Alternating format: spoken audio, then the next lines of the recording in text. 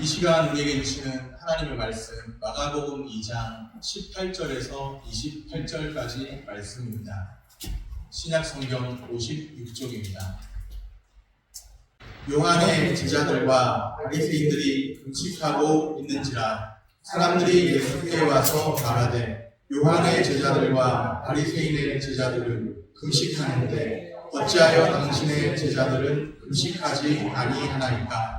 예수께서 그들에게 이르시되 혼인집 손님들이 신랑과 함께 있을 때에 금식할 수 있느냐? 신랑과 함께 있을 동안에는 금식할 수 없느니라.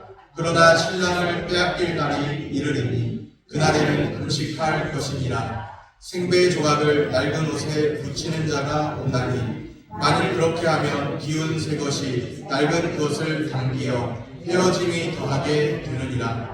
새 포도주를 낡은 가죽 부대에 넣는 자가 온다니 만일 그렇게 하면 새 포도주가 부대를 터뜨려 포도주와 부대를 버리게 되리라. 오직 새 포도주는 새 부대에 넣느니라 하시니라. 안식일에 예수께서 밀밭 사이로 지나가실새 그의 제자들이 길을 열며 이삭을 자르니 바리새인들이 예수께 말하되 보시오, 저들이 어찌하여 안식일에 하지 못할 일을 하나이까? 예수께서 이르시되 다윗이 자기와 및 함께한 자들이 먹을 것이 없어 시장할 때 한 일을 잊지 못하였느냐? 그가 아비아달 대제사장 때에 하나님의 전에 들어가서 제사장 외에는 먹어서는 안 되는 진설병을 먹고 함께한 자들에게도 주지 아니하였느냐? 또 이르시되 안식일이 사람을 위하여 있는 것이요 사람이 안식일을 위하여 있는 것이 아니니 이러므로 인자는 안식일에도 주인이니라.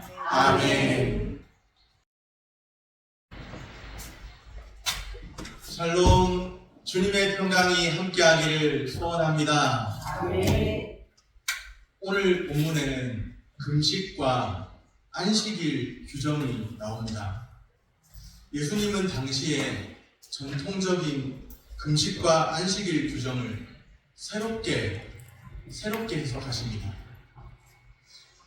우리가 지난번에 보았듯이 예수님은 세리와 죄인의 친구가 되어주셨죠. 주님 말씀 속에서, 하나님의 말씀 속에서 예수님은 세리와 죄인의 친구, 또 예수님은 죄인의 구주, 의인의 구주가 아니라 죄인의 구주, 그렇게 예수님은 말씀하셨습니다. 서기관 바리새인들, 그 당시의 종교 지도자들인데 그들은 죄인의 구주 예수님을 이해하지 못했죠. 어떻게 의로우신 예수님이 죄인의 구주란 말인가 이해하지 못했습니다. 오늘 본문에 나오는 금식과 안식일 사건 역시도 서기관 바리새인들은 용납할 수 없었습니다. 18절에 보면 요한의 제자들과 바리새인들은 뭘 하고 있나요? 금식하고 있었죠. 금식하는 이유가 명확하게 나와 있지는 않습니다. 세례 요한의 제자들도 또 바리새인들의 제자들, 그들 모두가 다 금식을 중요하게 생각했습니다. 금식해야 자기의 어떤 경건함을 나타낼 수 있다고 생각했는지도 모르겠습니다. 그래서 일주일에 몇 번 금식하고, 나는 40일 금식을 예수님처럼, 오늘날 말하자면 예수님처럼 40일 금식도 해봤고, 또 어떤 사람은 40일 금식을 평생에 3번도 해봤고, 뭐 그런 분들이 계시잖아요. 저는 40일 금식 아니라 일주일 금식 딱 한 번 해봤고요, 청년 때. 그 뒤에 한번 하루 해볼라 했더니 한 40대 넘어서 하루 하려다가 단 하루 만에 포기한 적도 있습니다. 너무 배고파가지고 참 그냥 억지로 해서는 안 되겠더라고요. 의미 없이 금식해서 안 되겠다는 인식이 와서 그냥 금식을 거뒀습니다. 제가 하나님, 저 죽음을 각오하고 금식하려합니다. 저 죽더라도 하나님 제 기도 들어주세요 이랬는데 금식하니까 진짜 죽을 것 같은 거예요. 그래가지고 하나님 제발 죽이지 마세요. 아직 3명이 남아있습니다. 그러면서 금식을 철회했던, 의미 없이 금식하는 것 같기도 해서 그래서 철회했던 그런 기억이 납니다. 바리새인들, 서기관들, 또 세례요한의 제자들 모두 금식을 했는데요. 자신의 어떤 그 경건함을 나타내기 위한 표현이 아니었을까 생각해봅니다. 나는 일에 금식을 몇 번씩 하고 11조도 드리고 금식도 몇 번씩 하고 그런 것 아니었을까 생각이 됩니다. 그들은 참된 경건이 분명히 있는데 참된 경건이 무엇인가? 하나님과의 관계 속에서 나타나는 태도가 경건입니다. 무슨 신기한 음성이 귀로 들리는 경건 이거 아니고 뭔가 보이면 경건 이거 아니고 나는 뭔가 다른 사람과 특이하게 기도를 열심히 했더니 보입니다. 뭔가 보입니다. 귀신이 막 지나가는 것도 보이고 이거 경건 아니고요. 진짜 경건은 무엇인가? 하나님과의 바른 관계 속에서 하나님을 경외하는 태도가 경건입니다. 참된 경건이 분명히 있습니다.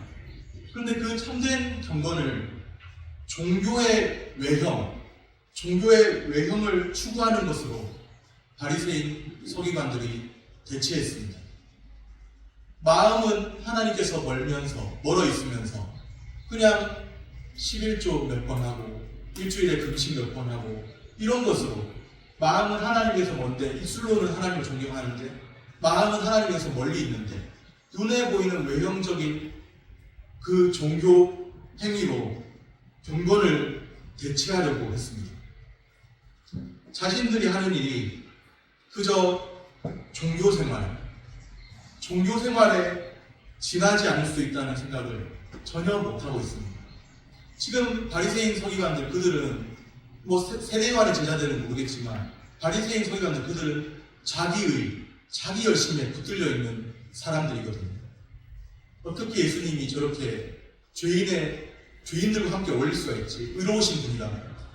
의로우신 분이라면 어떻게 죄인의 구주 저런 말씀을 하실 수가 있지? 하나도 이해가 안 되는 겁니다. 그냥 의심의 눈초리로 바라보고 있는 거죠. 여전히 외형적인 종교 행위를 붙들고 질문합니다. 18절 끝부분에 보면 어찌하여 당신의 제자들은 금식하지 아니하나이까? 그냥 자기만 금식하지 그렇게 당신의 제자들 금식합니까 안 합니까?까지 참 이렇게 이상한 사람들 자기만 잘하면 되지. 이때 제자들이 제대로 그 소리 듣고 반박했으면요 너나 잘하세요 그랬을지도 몰라요. 이들에게 있어서는 바리새인 서기관들 이들에게 있어서는 금식하느냐 안 하느냐 하느냐 안 하느냐 금식하느냐 안 하느냐 이것이 경건의 잣대입니다. 이것이 그릇된 경건의 잣대인 거죠. 진짜 경건, 참된 경건은 하나님을 마음으로부터 경외함으로 하나님과의 관계 속에 나타나는 표현들인 것인데 이들은 마음에 하나님을 경외하는 마음은 없으면서 종교 행위로 그것을 그냥 대체하려고 하는 거예요. 그릇된 경건의 잣대이죠. 저들을 향해 예수님께서 비유로 답하여 말씀하십니다. 19절 말씀입니다. 예수께서 그들에게 이르시되 혼인집 손님들이 신랑과 함께 있을 때 금식할 수 있느냐? 신랑과 함께 있을 동안에는 금식할 수 없느니라. 네, 이것이 무슨 말인가? 지금 예수님 비유하신 것은 혼인집입니다. 혼인집. 손님들이 신랑과 함께 있습니다. 혼인집 하면 분위기가 기쁠까요? 슬플까요? 그렇죠. 기쁘죠. 누가 또 슬프다고 하시는 것 같은데 아니죠. 잘못 든 거죠. 혼인집은 기뻐하는 때입니다. 그 중에 한 명 집안에서 부부싸움하고 온 사람 있으면 혼인집에서도 슬플 수 있겠지만 어쨌든 혼인집의 전체적인 분위기는 기쁨의 분위기예요. 유대인의 혼인 예식은 특히나 경사스러운 행사입니다. 그처럼 즐거운 잔치 중에 금식하는 것 어울리지 않는 일인 것이죠. 결혼식장에 많이 가보셨을 텐데 결혼식장에 이제 예식 끝나고 나면 뷔페도 차려져 있을 때가 있고 다른 게 차려져 있을 때가 있잖아요. 그런데 다 음식을 먹는데 기뻐하면서 대화도 나누면서 음식 먹는데 혼자서만 슬퍼하면서 음식 안 먹으면 남들 다 먹는데 혼자 안 먹으면 그런 거 참 이상하잖아요. 금식이 혼인집에서는 어울리지 않는다. 지금 예수님 그렇게 말씀하세요. 비유의 강조점은 신랑과 함께 있을 때 누리는 기쁨입니다. 결혼식이 있는 날은 기쁨의 때입니다. 금식은 자기 절제와 슬픔의 표시이죠. 기쁨의 때에는 어울리지 않습니다. 지금은 신랑이신 예수님과 함께 있습니다. 하나님 나라의 복음이 예수 그리스도 안에서 충만함으로 나타났잖아요. 하나님 나라의 복음을 선포하신 예수님이시잖아요. 지금은 기쁨의 때라는 거예요. 지금 신랑이신 예수님과 함께 있는 지금은 기쁨의 때. 마땅히 기뻐해야 되죠. 마땅히. 굳이 억지로 막 자기가 경건한 사람이냐 어거지로 아무 의미 없이 금식하고 이럴 필요가 없는 거예요. 아무 의미 없이. 그런데 신랑을 빼앗길 날이 옵니다. 지금은 신랑과 함께 있다고 했는데 신랑을 빼앗길 날이 옵니다. 20절 말씀입니다. 우리 한번 같이 읽어보겠습니다. 그러나 신랑을 빼앗길 날이 이르리니 그날에는 금식할 것이니라. 예수님도 금식할 것이라고 말씀을 하셨어요. 금식하라고 말씀하셨어요. 이런 때에는 신랑을 빼앗길 날이 이르리니 어떤 때일까요? 어떤 의미일까요? 오래지 않아 닥쳐올 예수님의 고난과 십자가 사건을 암시합니다. 예수님은 아시는 거예요. 자신이 무엇 때문에 이 땅에 오셨는지. 죄인의 구주로서 그들을 위해 자신을 다 내어주시고 그렇게 한 생명 한 생명을 살리기 위해 오셨습니다. 신랑을 빼앗길 날이 옵니다.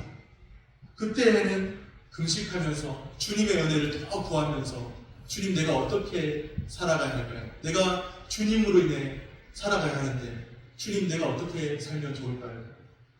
그렇게 해야 한다는 거죠. 여하튼 지금은 신랑이신 예수님이 함께 계십니다. 당연히 마땅히 기뻐해야죠. 바리새인들 서기관들은 이 말씀을 들어도 알지 못합니다. 눈이 가려져 있는 사람들. 외형적인 종교 행위를 붙들고 사는 바리새인들 서기관들입니다. 종교 지도자들입니다. 오늘날에도 종교 지도자들이 있는데 저는 교회의 지도자가 종교 지도자라고 말하고 싶지는 않고요. 교회 지도자라 불리는 사람 중에도 종교 지도자가 있을 수 있습니다. 교회당에서 같이 예배드리는 중에도 종교인이 있을 수도 있습니다. 참된 신앙이 아닌 종교인이 있을 수 있습니다.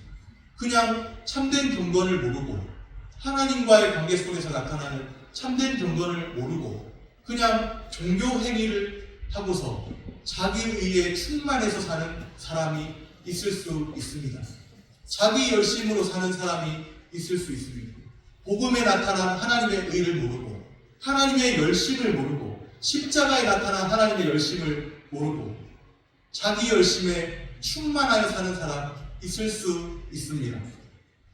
그들에게 종교 지도자들, 바리새인들, 서기관들 그들에게 예수님이 말씀하십니다. 그 유명한 말씀 새 포도주는 새 부대에 넣느니라. 바로 이 말씀입니다. 22절 말씀입니다. 다시 한 번 더 같이 읽겠습니다. 새 포도주를 낡은 가죽 부대에 넣는 자가 없나니 만일 그렇게 하면 새 포도주가 부대를 터뜨려 포도주와 부대를 버리게 되리라. 오직 새 포도주는 새 부대에 넣느니라 하시니라. 아멘. 새 포도주는 어디에 넣으라고요? 새 부대에 넣느니라. 새 포도주는 새 부대에. 그렇게 해야 합니다. 오직 새 포도주는 새 부대에.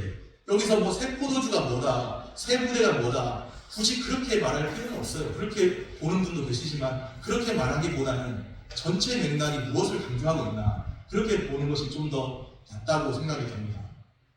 물론 이제 새 포도주는 뭐, 새 부대는 뭐 이렇게 말하시는 분도 계시고 그것도 틀린 표현이라고 할 수는 없겠지만 전체적으로 예수님이 무엇을 강조하고 있는 건가 이 말씀을 통해서 그것을 보아야 합니다. 유대교의 모든 종교 체계는 낡은 가죽 부대처럼 경직되어 있습니다. 생명의 역사가 지금 예수님을 통해 계속되고 있습니다. 하나님 나라의 충만함이 예수 그리스도 안에서 나타나고 하나님 나라의 그 충만함 가운데서 주님을 따르는 사람도 있습니다. 생명의 역사를 보면서요. 그런데도 그 생명의 역사가 계속되고 있는데도 그 역사를 보지 못하고 바리새인들, 서기관들 예수님을 받아들이려 하지 않습니다. 어떻게 하면 예수님을 책잡을까? 뭔가 예수님 잘못하고 있는 건 없나? 예수님 책잡을 그런 궁리만 하고 있죠.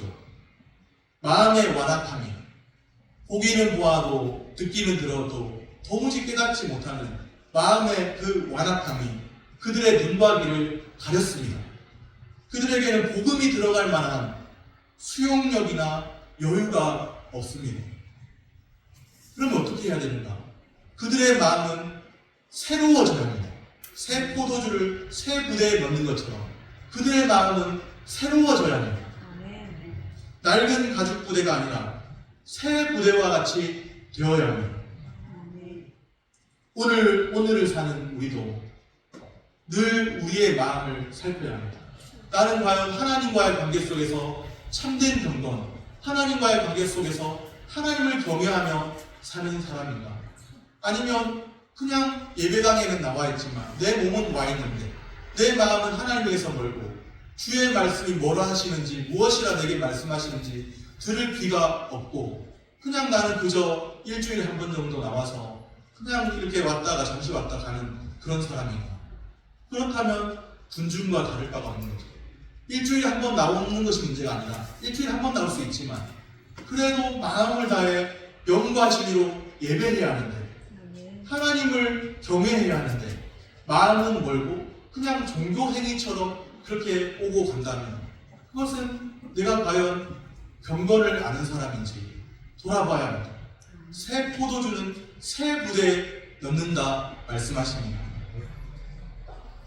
주님을 따르는 길이 있다면 그 길은 어떤 길인가요?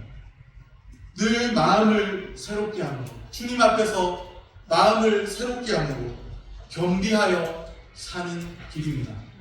오늘 우리의 마음을 주께서 새롭게 하시기를 소원합니다. 형식적인 종교생활로 신앙생활 대체하지 말고요.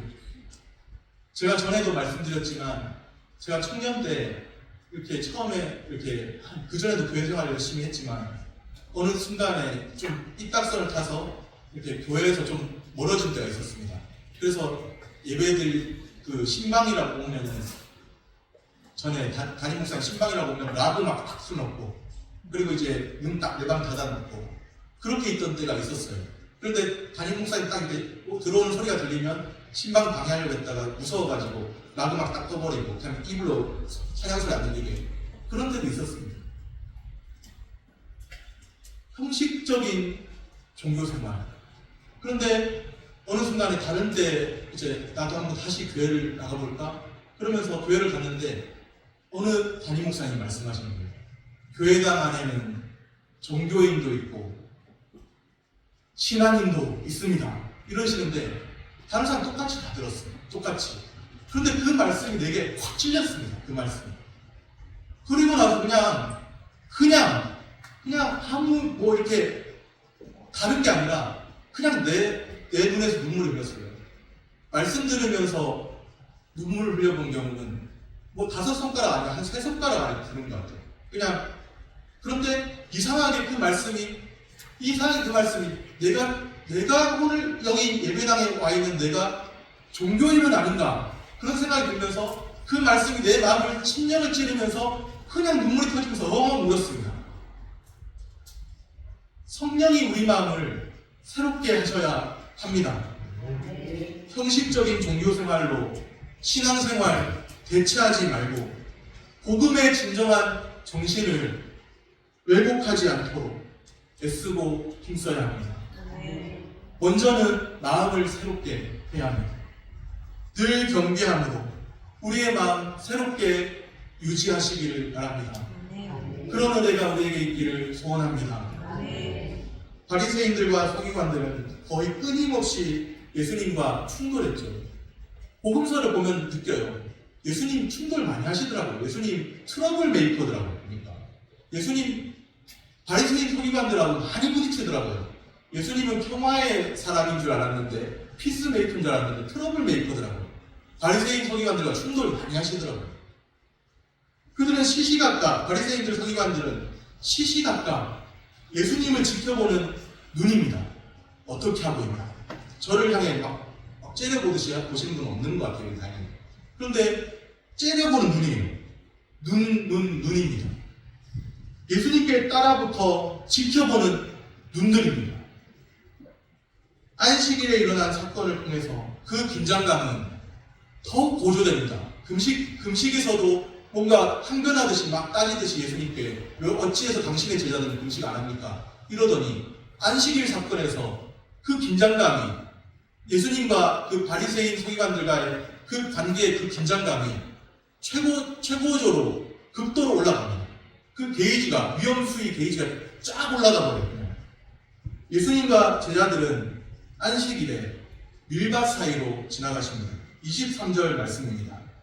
안식일에 예수께서 밀밭 사이로 지나가실새 그의 제자들이 길을 열며 이삭을 자르니 밀밭 사이로 지나가면서 이삭을 자른다는 것 문제 됩니까? 밀밭 사이로 지나가고 이삭 자르는 거 이게 문제가 됩니까? 문제 안 되는 거예요. 이거는 그냥 괜찮은 거 특이한 게 없는 거예요. 중요한 것은 이날이 무슨 날이었다? 안식일이었다. 이것이 문제가 되는 거예요. 바리새인들 서기관들에게 안식일이 어떻게 그런 일을 하죠? 안식일은 하나님을 예배해야 되는데 어떻게 그런 일들을 하고 있죠? 이것이 문제가 되는 거예요. 다른 날 같았으면 아무 문제도 되지 않을 일이었습니다. 종교 지도자들은 안식일에 이 같은 일을 행하는 것이 불법이요, 법이요, 불법이요 하면서 나온 거예요. 불법이요. 거룩한 율법을 왜 위반했죠? 하면서 나온 거예요. 왜 하나님의 율법을 위반했죠? 그러고 당신이 의로운 사람입니까? 그러고 당신이 의로운 분이라고 하실 수 있습니까? 그런 거예요. 왜 법을 위반했죠? 하나님의 법을. 그런 거예요. 그런데 예수님은 율법을 어기시는 분일까요? 아닐까요? 예수님 율법, 하나님의 율법, 하나님의 뜻 어기시는 분일까요? 아닐까요?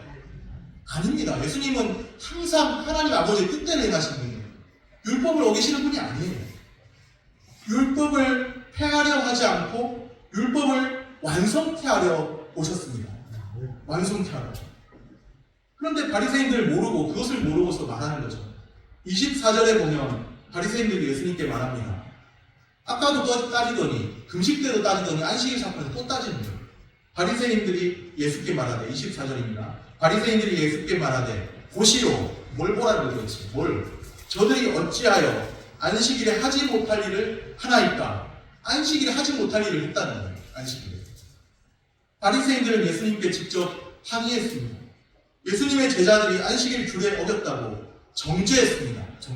정죄를 해버렸어요. 어찌하여 안식일 하지 못할 일을 합니까? 정죄했어요.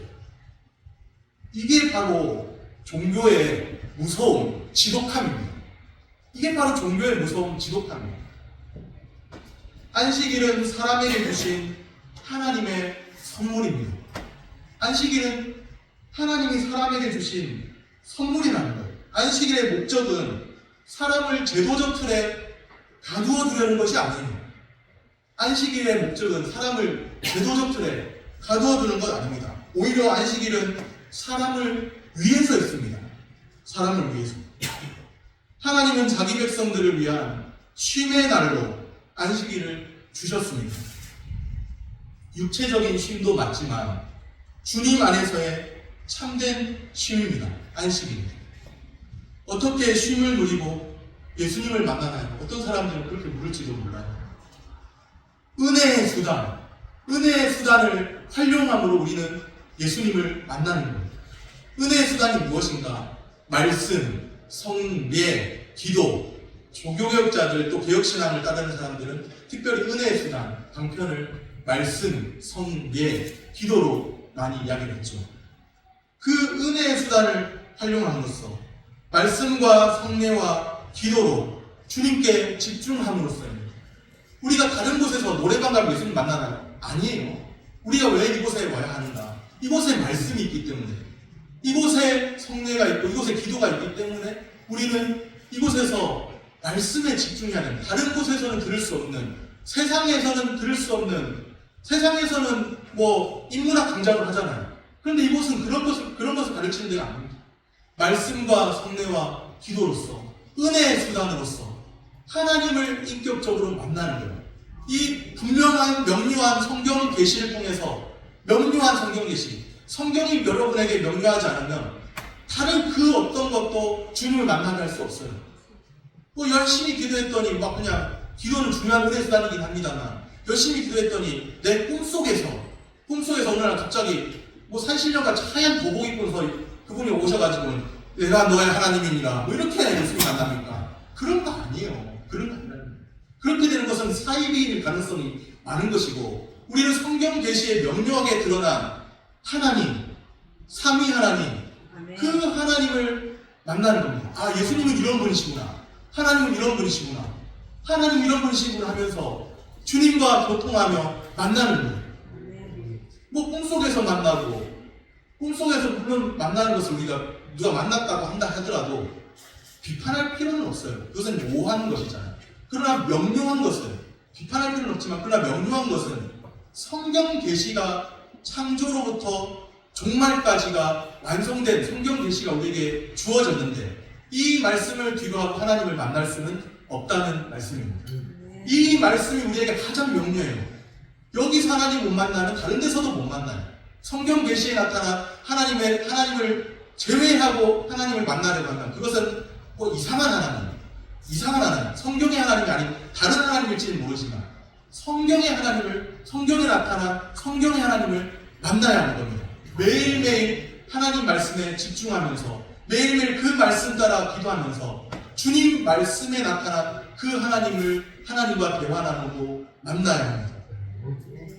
안식일을 말씀하셨잖아요. 안식일만큼은 일상적인 노동의 의무에서 따로 떼어서 일주일 중에 6일은 힘써 일하고 하루만큼은 따로 떼어서 쉼과 경배를 드리면서 보내게 하셨습니다. 하나님이 어떤 분인지 다 알고 하나님께 영광 돌리고 주님으로부터 은혜를 공급받고 그렇게 하게 하셨어요. 그런데 바리새인들은 이 안식일마저도 하나님이 거룩한 선물로 주신 안식일마저도 감당하기에 부담스러운 짐으로 만들고 말았죠. 그들이 지키는 안식일 제도에는 율법의 멍에만 있습니다.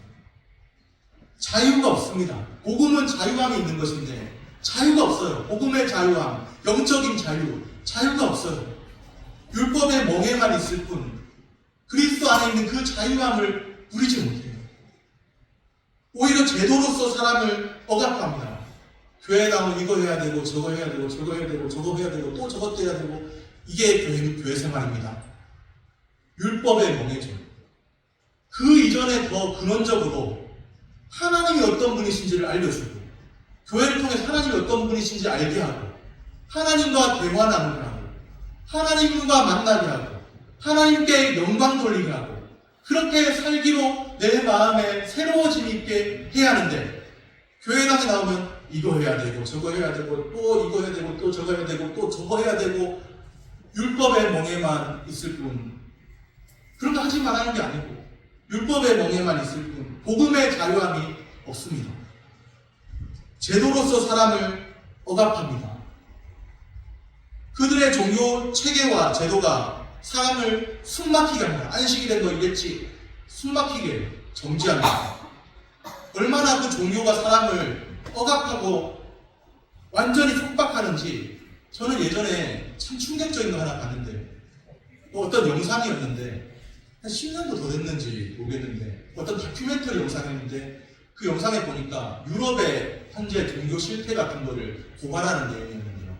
그 유아 세례를 받은 사람들이 자라가지고 어느 뭐 사탄 숭배교회 비슷한 실제로 있는지는 모르겠지만 그런데 가가지고 그 성직자 앞에서 탈세례 의식하는 거. 내 부모 동의로 받은 게 아니니까요. 나 세례 받은 거 취소되게끔 의식해 주십시오. 탈세례 의식. 그걸 봤는데 너무 충격이었어요. 아니 굳이 저렇게까지 해야 되나?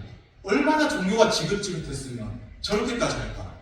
종교가 사람을 지긋지긋하게 지독하게 만드는 거예요. 종교인은 저럴 수 있나? 지독하게 만드는 거예요. 종교가 사람을 죽이는 거예요. 종교가 사람 죽이는 거 아십니까? 참된 종교를 말하는 게 아니에요. 참된 신앙을 말하는 게 아니에요. 그릇된 종교가 사람 숨막히게 하는 겁니다. 그릇된 종교가 사람을 지긋지긋하게 만드는 거예요. 아이고 예수는 좋은데 예수 믿는 사람 꼬라지가 되기 싫어갖고 나는 교회 안 갈랍니다. 종교가 지긋지긋하게 만드는 거예요. 종교가. 성경에서 살아계신 하나님을 만났으면 그랬겠습니까? 성경에서 살아계신 하나님을 인격적으로 만났으면 그랬겠습니까? 생명의 말씀이 영생의 말씀이 주께 계시오매 우리가 어디로 가오리까? 그랬겠죠. 그런데 엉터리 같은 거 이상한 거 만나니까 아 나 숨 막혀 죽겠다 하는 그렇게 돼버린 거예요. 오늘 본문 28절이 의미심장한 말씀으로 끝을 맺습니다. 이러므로 인자는 안식일에도 주인이니라. 인자는 안식일에도 주인이니라. 인자는 예수님이 스스로 자기 자신을 부를 때 사용하시는 호칭, 자기를 가리켜하는 호칭이잖아요. 나는 이거랑 똑같은 말이에요. 그런데 구약에 있는 용어를 빌려와서 구약에 있는 용어를 빌려와서 표현한 겁니다. 특별히 다니엘서라든지 중요한 말씀에 이제 오실 메시아로 이렇게 기대되는 본문들을 들고 와서 자기 자신을 가리킬 때 쓰는 용어예요. 자신을 가리킬 때. 단순하게 나를 가리킬 때, 예수님이 자기 자신을 가리킬 때, 구약에 있는 언어를 빌려와서 그 사람의 아들이라고 하면서 쓰는 용어입니다. 그래서 자기 자신을 가리킬 때 쓰는 용어. 인자는 안식일에도 주인이심을 선언하십니다. 안식일에 매여있는 분이 아닙니다. 안식일의 의미를 참되게 하시지만 안식일에 매여있고 종교의 속박에 그렇게 굴레에 갇혀있고 그런 분이 아닙니다. 안식일의 주인이신 주님이 안식일 규정의 의미를 새롭게 하십니다. 우리는 바리새인들, 종교 지도자들을 통해서 생명을 상실한 종교의 전형적인 모습 봅니다. 안식일의 주인이신 예수 그리스도의 말씀은 종교 행위로 가득한 저들의 놀이터 위에 떨어진 폭탄과도 같습니다. 그래서 싸우려고 하는, 그래서 충돌이 일어나는 거예요. 예수님의 말씀 앞에서. 안식일의 주인이신 예수님이 마치 저들이 보기에는 안식을 폐하는 것처럼 보이니까, 그래서 율법을 폐하는 것처럼 보이니까, 그래서 충돌이 일어나는 거예요. 그래서 저들에게는 예수님의 말씀이 폭탄과도 같은 말씀입니다. 하나님의 말씀은, 살아계신 하나님의 말씀은 원자 폭탄보다도 더 몇백 배, 몇천 배 크고 위력이 강한 말씀입니다. 그 말씀을 듣고도 우리 마음에 아무런 감동, 감화하심이 없고 무감각하다면 생각해 봐야 해요. 둘 중에 하나예요. 바리새인 서기관 같은 종교인들이거나 아니면 정말 생명을 아는 사람인데 아직도 그것이 씨앗이 자랄 때가 안 됐거나 그 둘 중에 하나일 가능성입니다. 진짜 믿고 주님을 경외하는 사람이라면 주님 말씀 앞에 듣고 반응하게 되어 있죠. 그냥 듣고 그냥 오늘 말씀 들었어. 그것으로 끝나버릴 수 있는 말씀이 아닌 거예요. 예수 그리스도의 말씀은 그냥 듣고 흘려버릴 수 있는 말씀이 아닌 겁니다. 오늘 여기에 있는 분들도 예수 그리스도의 말씀이 선포될 때 내가 듣고 흘려버릴 수 있다. 그것은 예수 그리스도의 말씀이 아닙니다. 내 삶에 강력한 영향력으로 나타나서 내 마음을 흔들어버리고 내 마음에 떨어진 원자폭탄같이 내가 과연 종교 행위를 하고 있는 것은 아닌가? 내가 과연 주님을 경외함으로 따르는 사람인가? 이런 마음의 반응이 일어날 수밖에 없는 말씀이 살아계신 하나님의 말씀인 줄로 믿습니다. 오늘 우리는 안식일의 주인이신 예수 그리스도를 경배하고 바라보고 있을까요? 주님 앞에 나아가 참된 안식을 구하고 있을까요? 아니면 그저 종교의 울타리를 치고 직분이라는 그 가면 뒤에 숨어가지고 나는 목사다, 나는 장로다, 나는 안수집사다, 나는 권사다, 나는 서리집사다. 그 직분의 가면 뒤에서 그냥 직분이 나를 보증해 주는 거죠. 20년, 30년 생활이 교회 생활한 것이 나를 보증해 주는 것처럼 아닙니다. 주님의 말씀을 듣고서 마음의 찔림과 마음의 각성과 죄에 대한 각성과 회개하는 심령과 주님을 따르고자 하는 마음이 일어나지 않는다면 우리는 다시 생각해 봐야 돼요. 우리는 지금 무엇을 듣고 있는 건가? 생각해 봐야 합니다. 종교의 울타리를 치고서 그저 껍데기에 불과한 것들을, 생명 아닌 것들을 목숨처럼 귀하게 붙들고 그렇게 살고 있는 그런 모습은 아닐까요? 안식일의 주인이신 예수님께 참된 안식을 구해야 합니다. 주님을 따르는 길, 어떤 길인가요?